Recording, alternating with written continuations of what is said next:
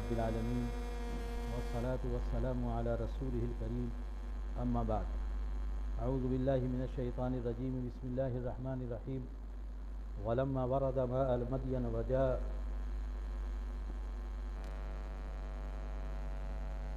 حضرات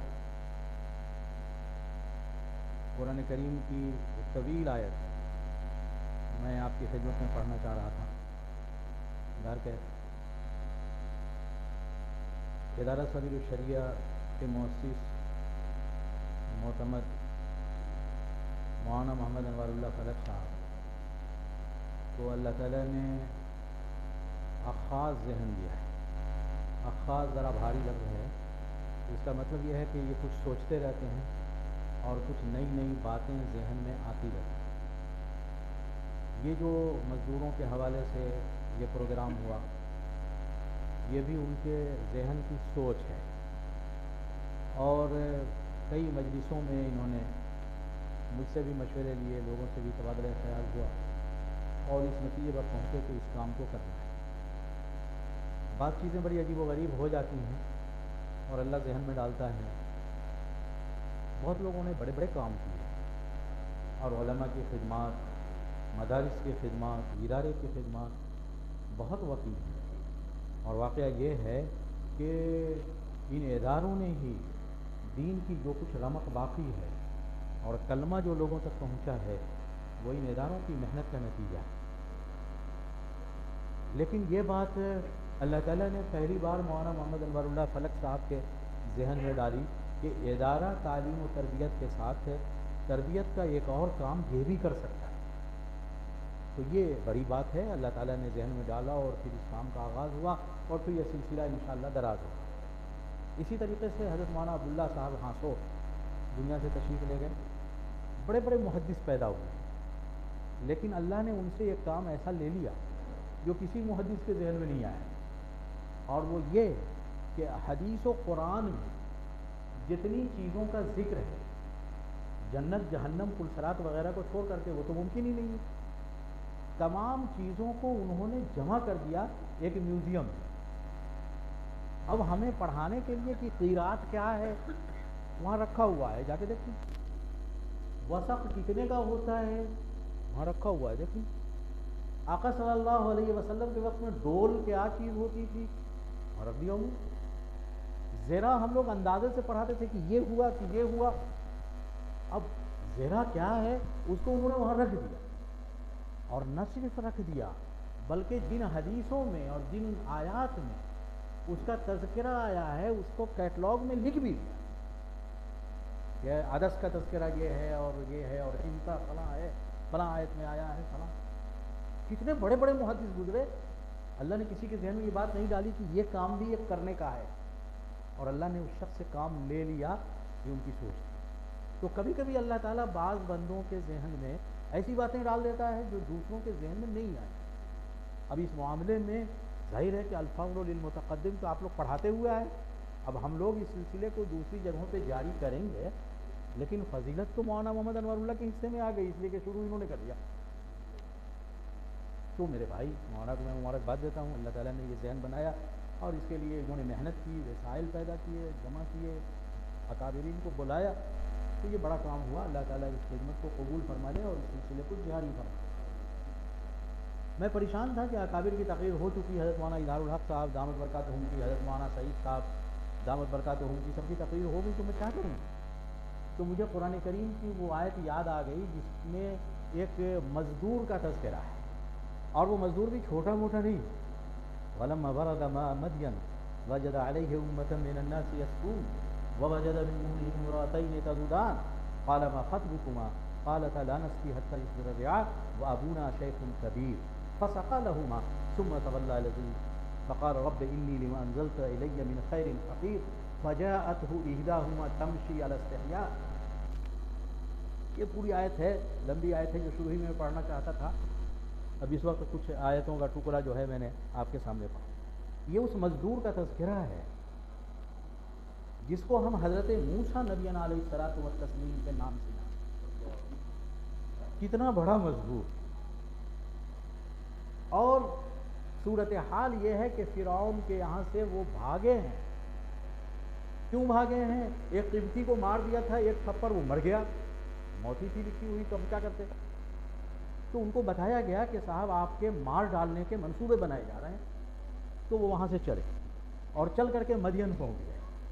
اور مدین جب پہنچے تو وہاں جو ہے داخلے میں دیکھا کہ پانی پر لوگوں کی بھیڑ ہے اور دو عورتیں ہیں جو الگ کھڑی ہوئی. تو انہوں نے کیا کیا؟ پوچھا کہ بھائی کیا معاملہ ہے؟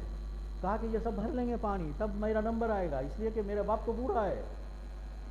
تو حضرت موسیٰ نے یہ کیا کہ اس کو بھر دیا پانی.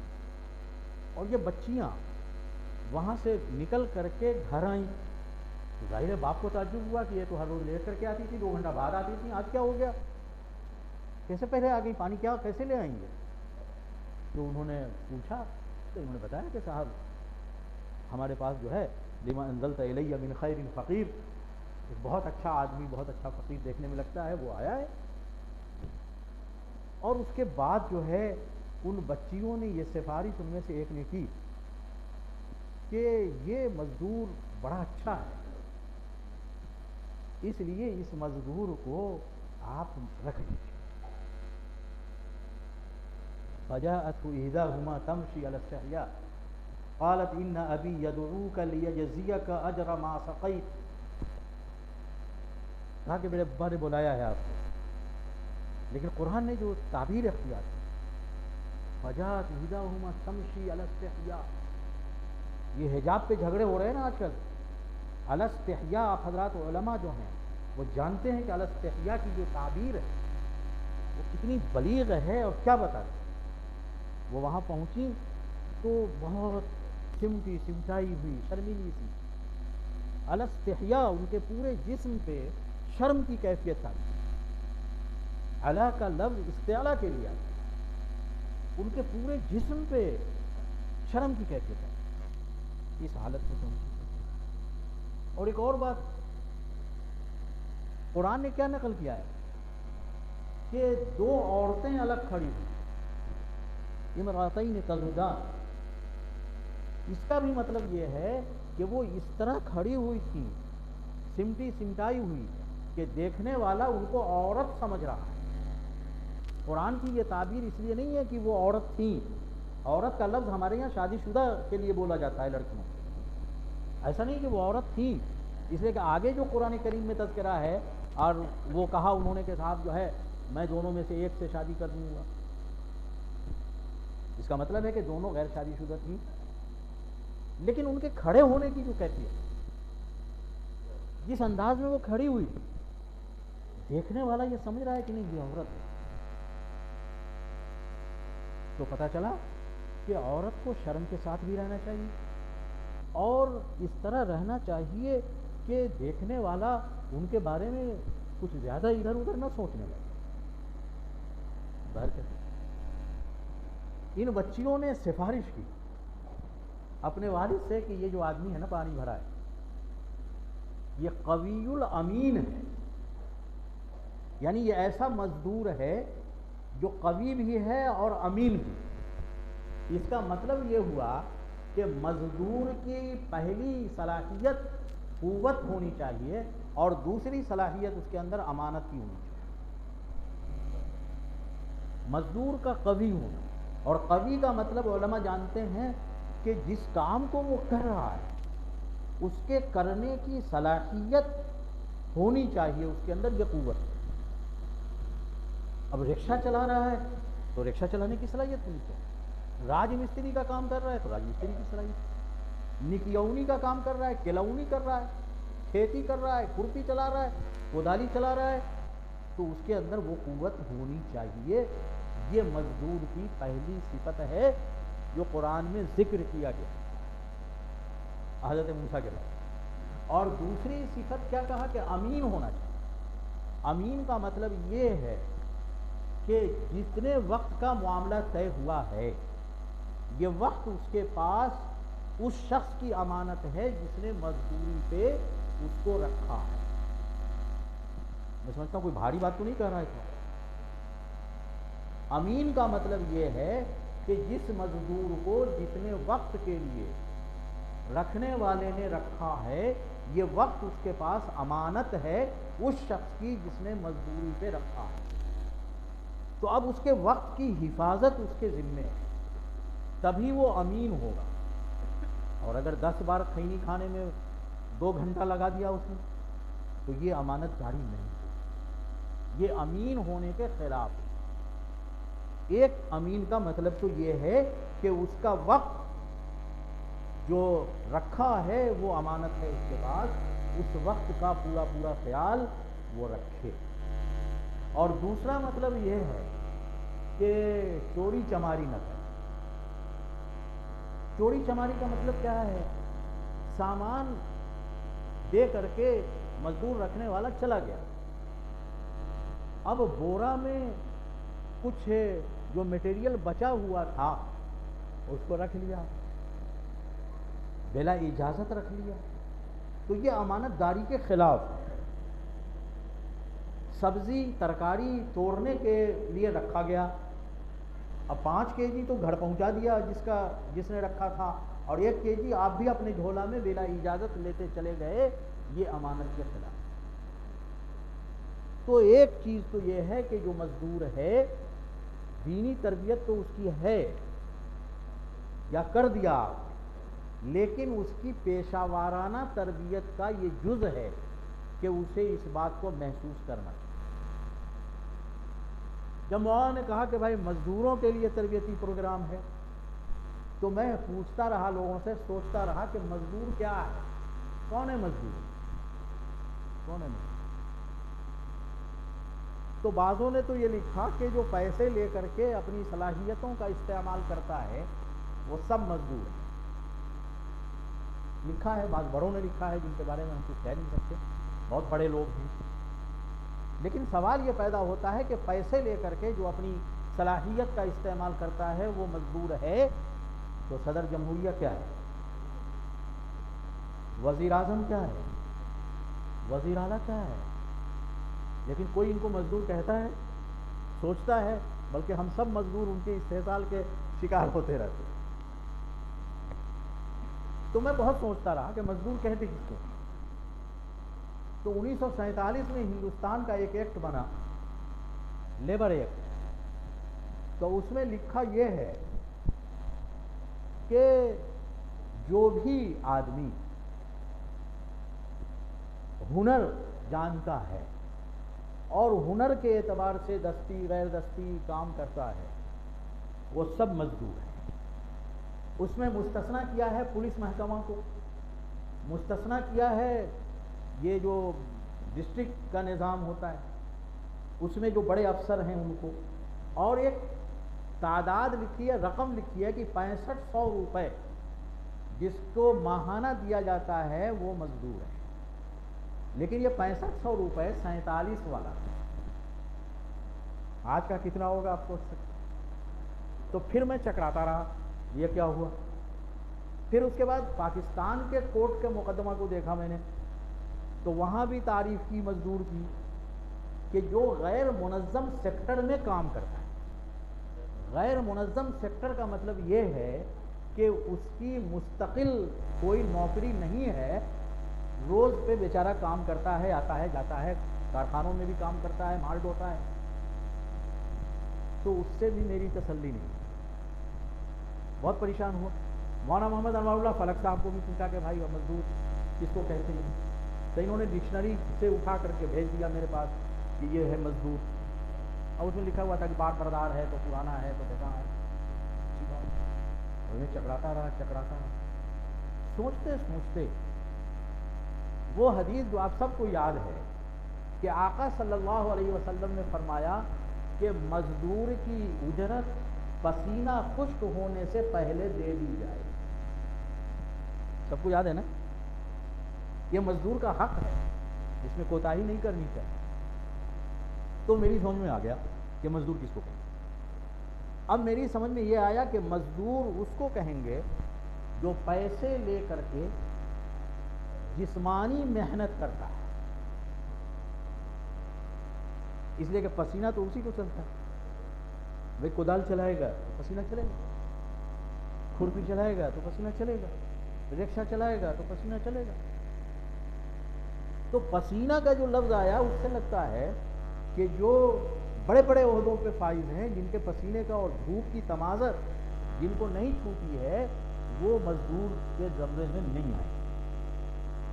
मदरसे का मोहतमी नहीं आए, इदारे का नाज़िम नहीं आए। हालांकि ये भी अपनी सलाहियत पैसे लेके सर्व करता है, लेकिन ये जिस्मानी सलाहियत नहीं सर्व करता, दिमागी सलाहियत लगाता है। तो दिमागी सलाहियत सिर्फ जो लगाए वो मजदूर नहीं होगा, दिमागी और जिस्मानी दोनों लगाए वो मजदूर। मजदूर रखने के सिलसिले में मशवरा लिया जा सकता है। हजरत की बेटियों ने, हजरत मूसा के जो ससुर उनकी बेटियों ने बाप को मशवरा दिया कि इनको रख लीजिए। तो हमको भी कोई मशवरा दे सकता है कि ये बहुत अच्छा आदमी है, ईमानदार आदमी है, कवि आदमी है, आप रख सकते हैं। मजदूरी की मुद्दत क्या होगी? कुरान करीम की इस आयत से लगता है कि आपस के मशवरे से तय किया जाए। कहा कि सामान्य हेजर 8 साल तक बकरियां मेरी चढ़ाओगे तो मैं अपनी एक बच्ची से शादी करूंगा। फ़इन अतममत आशरन फ़मिन इंदे, अगर 8 के बजाय 10 साल चढ़ा दिया तुमने बकरियां मेरी, तो ये तुम्हारी तरफ से होगा। तो पता चला कि मजदूर के औकात 8 बजे से 5 बजे तक हों ज़रूरी नहीं है। मजदूर के औकात महीने के भी मुकर्रर किए जा सकते, हफ्ते के भी मुकर्रर किया जा सकता है और साल के भी मुकर्रर किए जा सकते हैं, जैसा कि इस आयत से मालूम होता है कि साहब 8 साल। अब मजदूर तो बेचारा मजदूरी कर रहा है अमानत के साथ, कुव्वत के साथ। जो मजदूर रखा है उसको इसकी रियायत करनी चाहिए कि उसको मुशक्क़त में न डालें। वमा उरीदु अन अशुक्का अलैका सतजिदुनी इंशाअल्लाहु मिनस सालिहीन।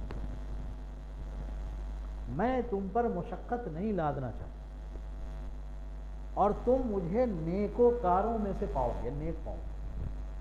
तो इसका मतलब यह है कि मजदूर को कुव्वत वाला होना चाहिए, अमीन होना चाहिए, और मजदूर रखने वाले को यह सोचना चाहिए कि हम इनको मुशक्क़त में न डालें और हमारा कोई अमल ऐसा न हो जो हम सालेहीन के ज़ुमरे से निकल। कुरान करीम से साबित है कि नहीं? तो कई बातें मालूम हुई।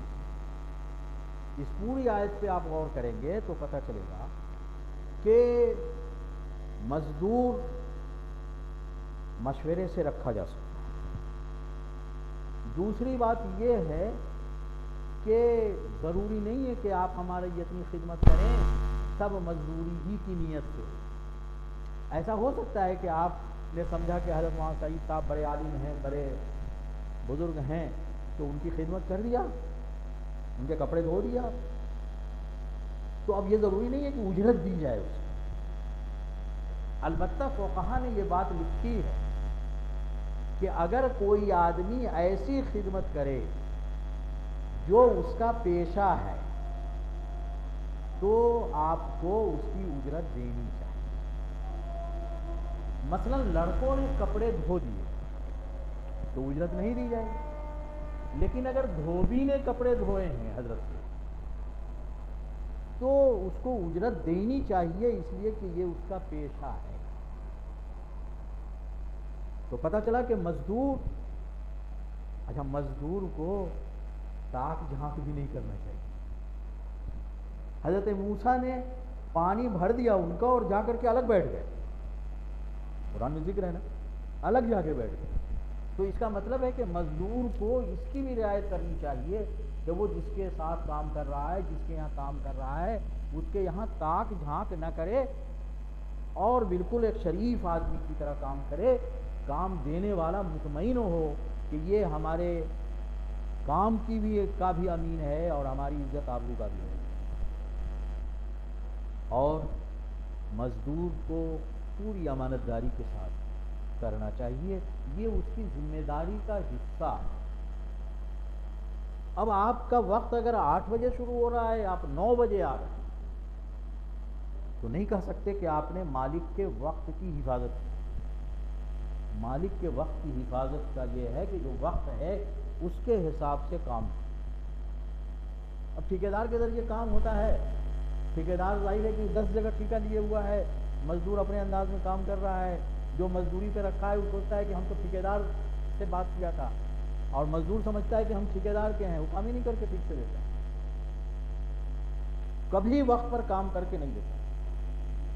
یہ معاملہ صرف اس کا نہیں ہے، ابھی عید کا موقع آ رہا ہے، درزی جو کپڑا سینے والا ہوگا شاید واحد کبھی وقت پر کپڑا سی کر کے آپ کو دے دے،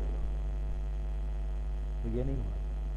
وعدے کا پاس مزدوروں کو بھی کرنا چاہیے، اور جو مزدوری پر رکھا ہے اس کو بھی کرنا چاہیے۔ مزدوروں کی ذمہ داری ہے کہ وقت کی حفاظت سے کام کرے، اور مزدوری پہ جس نے رکھا ہے اس کی ذمہ داری ہے کہ اس کی اجرت وقت پر ادا کرے،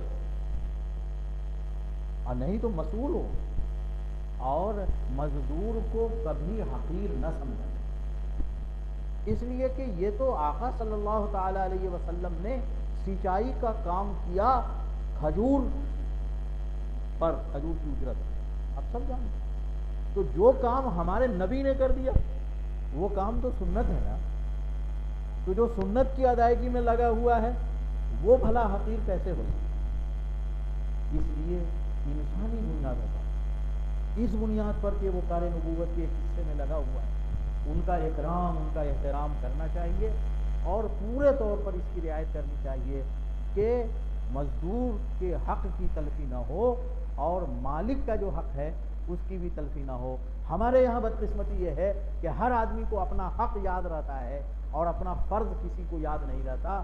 حق اور فرض کا چولی دامن کا ساتھ ہے، دونوں ساتھ چلیں گے تب گاڑی ٹھیک ٹھاک چلے گی، ورنہ روز جھگڑے ہوں گے، روز گالی گلوچ ہوگی، روز پریشانی کا سامنا کرنا پڑے گا۔ بس میرے بھائی، جو دینی تربیت کا معاملہ ہے، جو شرعی طور پر جاننا چاہیے، اس پر محنت الحمدللہ ہوئی، اور بہت جم کر کے محنت ہوئی۔ انشاءاللہ یہ سلسلہ آگے بھی دراز ہوگا۔ یہ چند باتیں اس وقت بزرگوں کی توجہات سے مزدور کے حوالے سے میں نے عرض کر دی ہے۔ اللہ تعالی ہم سب کو کہنے سننے سے زیادہ عمل کی توفیق عطا فرمائے۔ وآخر دعوانا الحمدللہ۔